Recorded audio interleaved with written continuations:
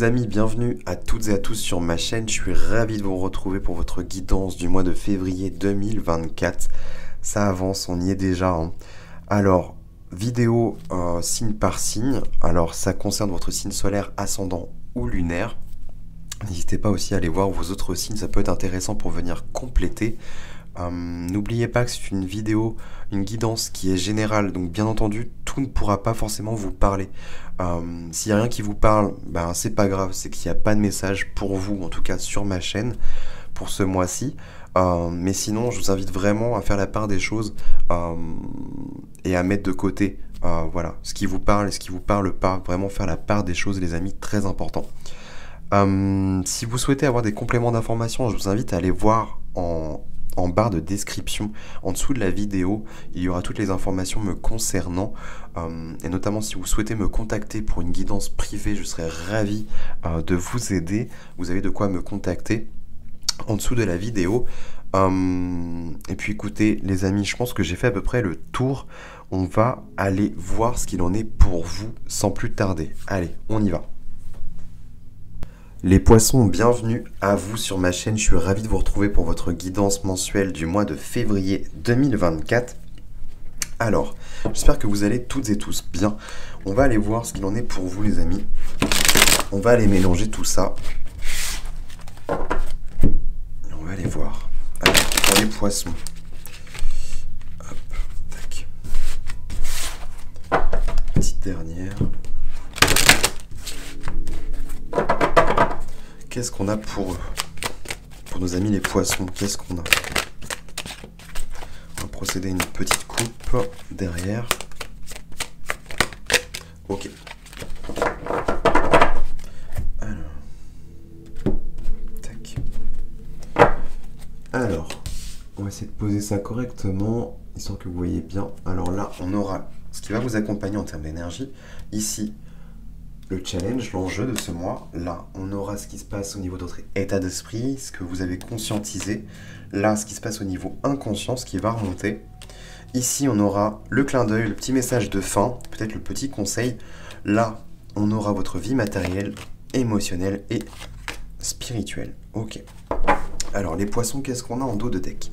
6 de denier, valet de bâton, le pendu, reine d'épée, ok. 6 de denier, on peut me parler de partage, d'équilibre, d'une aide aussi, peut-être financière. Si ça se passe, ça peut se passer très bien à l'intérieur de vous, l'idée de nourrir peut-être quelque chose que vous avez peut-être laissé de côté.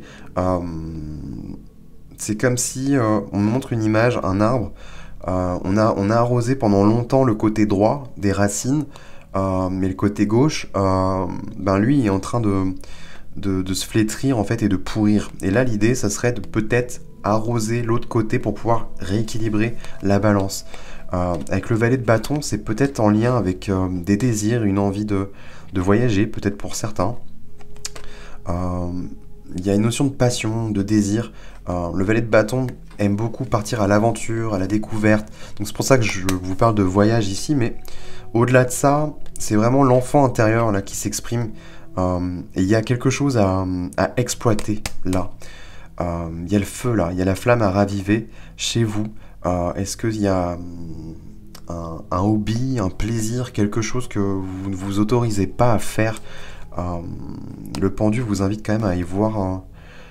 Il y a besoin d'y voir, de voir les choses autrement. Et reine d'épée, j'y vois une forme d'intransigeance, comme si c'était non, c'est comme ça, c'est pas autrement, tu seras comme ça. C'est le message qui me vient là, en premier lieu.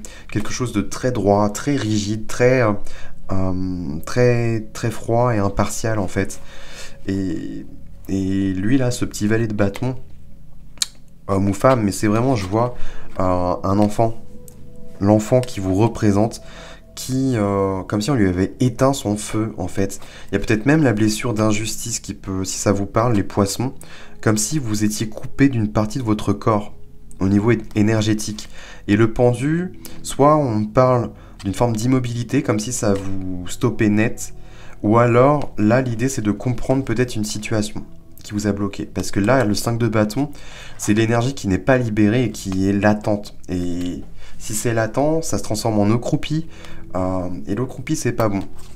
Je sais pas si vous me suivez, mais dans le sens où le 5 de bâton, elle se traduit beaucoup par de la colère, des frustrations, de l'excitation aussi, parce que l'énergie elle n'arrive pas à sortir et à s'évacuer. Il y a un truc qui est bloqué, qui a été coupé, et on me parle de votre mère, parce qu'on a quand même le côté féminin, mais peu importe, mais il y a un truc qui... C'était trop rigide, trop froid, ça vous a coupé de vos désirs là. Alors je parle pas que les désirs au niveau charnel, hein, quoique ça peut avoir un impact aussi, mais là je vois des désirs comme des rêves presque, des passions, des trucs qui n'ont pas pu être exploités. Et c'est ça en fait, ce 6 de Denise que ça veut nous dire. Bon, je vais m'arrêter là-dessus, je vais pas faire tout le deck non plus, on va aller voir ce qui se passe là. Alors, on a un 4 de bâton. Ouais, c'est ça, on parle de votre feu intérieur, votre feu sacré. Il y a besoin de raviver quelque chose, rallumer l'étincelle. Comme le phénix qui renaît de ses cendres. Il y a vraiment besoin, là, de réactiver l'énergie, le feu, la passion, les désirs. Voilà, je rêve de ça, je vais faire ça. J'ai envie de créer, je vais créer sans réfléchir, de manière vraiment spontanée. Les valets, pour y revenir, c'est vraiment l'enfant par excellence. Les enfants, ils réfléchissent pas, ils font, point. Ça peut même ramener une forme de joie, de jeu dans tout ça. Et ça pourrait ramener du peps, en fait. Beaucoup de bonheur et de joie que vous avez peut-être été coupé. On a le 8 de denier. 8 de denier, je crois que c'est les sagittaires qui avaient ça ici. Pour moi, il y a un truc qui vous correspond, mais que vous n'avez pas assez exploité. Ça tombe en challenge. Pour moi, c'est que justement, il va falloir exploiter ça. Le 8 de denier peut nous parler de formation, de se former à quelque chose, peut-être quelque chose de nouveau, une nouvelle passion, quelque chose qui vous a peut-être toujours attiré depuis toute petite ou tout petit, ou bien c'est quelque chose qui a été là, mais qui s'est stoppé à un moment donné. Mais ça vous définit. C'est quelque chose qui vous correspondait. Votre âme, elle savait de manière instinctive et intuitive. C'était là en fait, c'est votre essence en fait, vous pouvez pas la renier. C'est vraiment ce que m'indique ce site de denier.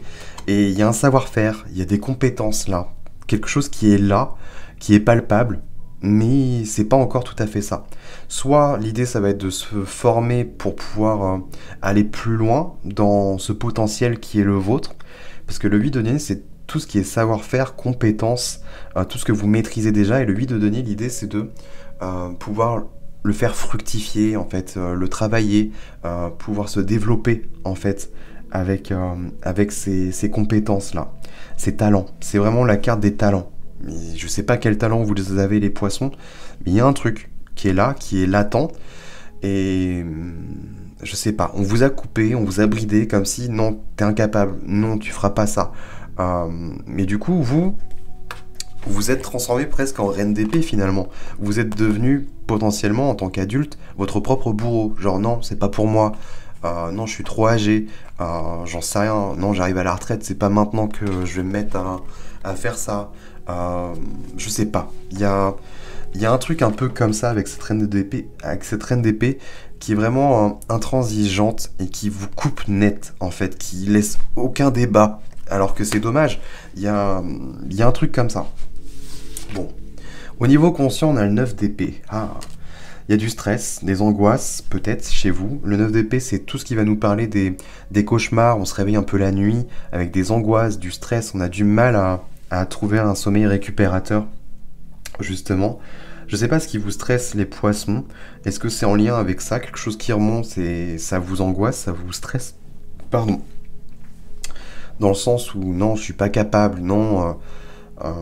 peut-être que ça réveille des peurs aussi, ou alors ça n'a rien à voir et c'est en ce moment il y a du stress quel qu'il soit et voilà ça vous bloque, ça vous inhibe aussi.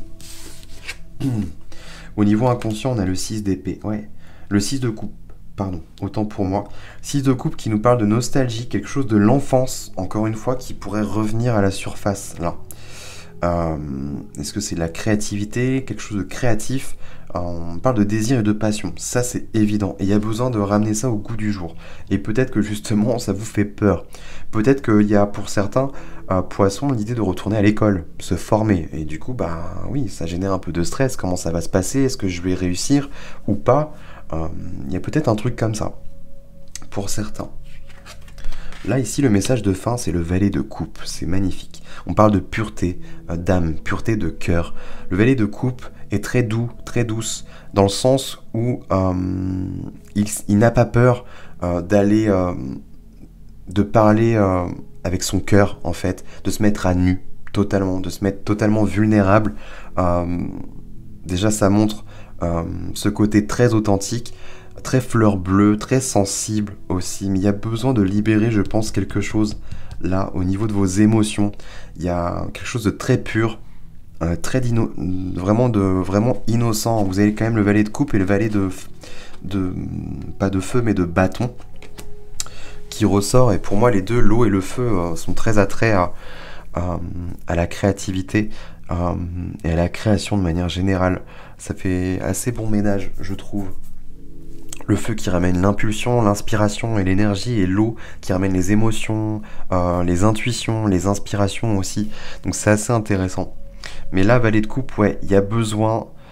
Est-ce que vous avez peur, justement, que ça laisse remonter des traces de choc, de trauma aussi? Je vois des peurs. Je vois des peurs, c'est évident. Et c'est en lien avec ça, peur de se montrer à nu, peur d'être jugé peut-être, parce que voilà, on se met tout nu, et là je parle vraiment au sens symbolique du terme, et on a peur d'être touché, d'être ciblé, qu'on nous fasse du mal en fait, parce que vous montrez de manière très vulnérable, et il y a un truc un peu comme ça, mais il y a l'idée quand même de retrouver confiance, ne pas avoir peur en fait. Ceux qui vous jugeront, ceux qui vous trahiront, bah voilà, le tri se fera, mais par contre on vous reconnaîtra. Il y en a d'autres qui vous verront tel que vous êtes, verront cette sensibilité, cette puissance en vous, ce pouvoir.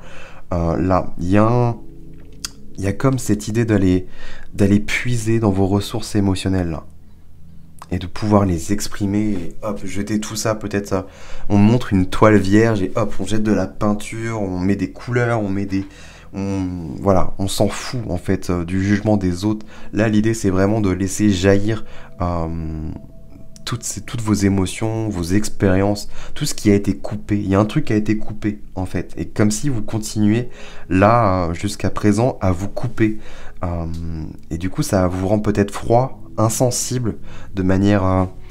Il y a un truc comme ça, alors qu'au fond, non, vous êtes tout mou, tout tendre, tout mignon. Des fois, elle est représentée par un lapin tout blanc. Vous voyez, le truc tout mignon, on n'a pas envie de lui faire du mal. Bah ça, c'est vous, j'ai l'impression. Et il y a besoin de remettre ça, en fait, sur le devant de la scène. Ok. Dans votre vie matérielle, on a l'impératrice. Il y a quelque chose de fertile, là. Il y a peut-être des projets qui vont venir, mais on parle de fertilité. Alors, soit il va y avoir de l'argent, des gains. L'impératrice, c'est très bon pour les projets, hein. Elle, c'est elle qui porte les projets, et justement, vu qu'on parle de fertilité, il y a vraiment moyen de mener ça à bien. Donc ça, c'est top. Clairement, si vous avez à vous former ou à apprendre des choses, là, il y a moyen de générer des pépettes ici, hein. Ok. Au niveau émotionnel, on a le 4 de denier. On voit que votre vie émotionnelle est étroitement liée avec votre vie matérielle. Là, il y a besoin de sécurité, de stabilité et de confort, ok? Mais à la fois, le 4 de denier nous indique que trop de confort, ça nous empêche de sortir justement de notre zone de confort et d'aller explorer d'autres choses. C'est comme si là, vous vous enfermiez dans votre propre cocon et que ça a commencé à vous étouffer. Alors que là, vos émotions, votre âme, elle a besoin, elle vous dit « Eh oh, là, il est temps d'exprimer des trucs, t'as tellement de choses à raconter, tellement de choses à exprimer, hyper intéressantes. » Et en plus, ça te fera du bien, ça te permettra de vider ta coupe aussi, de te libérer, hein, de manière générale, en fait. Et c'est ça, il y a un truc, il y a besoin de sortir un peu de sa zone de confort, là, pour vous, les poissons. Ok. Et vous terminez avec le jugement dans votre vie spirituelle, c'est magnifique. Il y aura des grandes révélations, évolutions possibles pour vous. Vous allez vous révéler un peu plus à vous-même, et ça, c'est magnifique. Je pense que vous allez réussir à vous rapprocher encore un peu plus de qui vous devez être, qui vous êtes censé être, en fait. Parce que là, en vous coupant d'une partie de vous-même, vous n'êtes pas totalement authentique. Et ce valet de coupe vous pousse à être le plus authentique possible, sans phare, en fait, sans gêne et sans honte. à avoir sur qui vous êtes, ce que vous ressentez. Il y a un truc comme ça. Et là, le jugement, clairement, on vous pousse à ramener cette personnalité qui vous est propre, ces émotions qui vous sont propres, enfin bref, à être totalement entière et entier et pleinement aligné avec qui vous devez être. Il y a un truc comme ça, c'est évident, là. Alors par contre, au niveau de la formation, ou le savoir-faire, ou les acquis, les talents, je sais pas de quoi on me parle exactement, je serais curieux que vous me dites, que vous me disiez ça justement en commentaire, les amis. Moi, je pense que j'ai fait le tour pour vous. On va s'arrêter là. Donc ouais, n'hésitez pas à me dire en commentaire. Je serais vraiment curieux de vous lire, surtout par rapport à ça. Et puis, si jamais la vidéo vous a plu, lâchez un petit like, partagez la vidéo. Et bien entendu, n'hésitez pas à vous abonner, très important pour soutenir mon travail et ma chaîne, les amis. Moi, je vous remercie pour m'avoir visionné. Et en attendant, avant de se retrouver pour d'autres contenus vidéo, je vous souhaite de passer un très beau mois de février.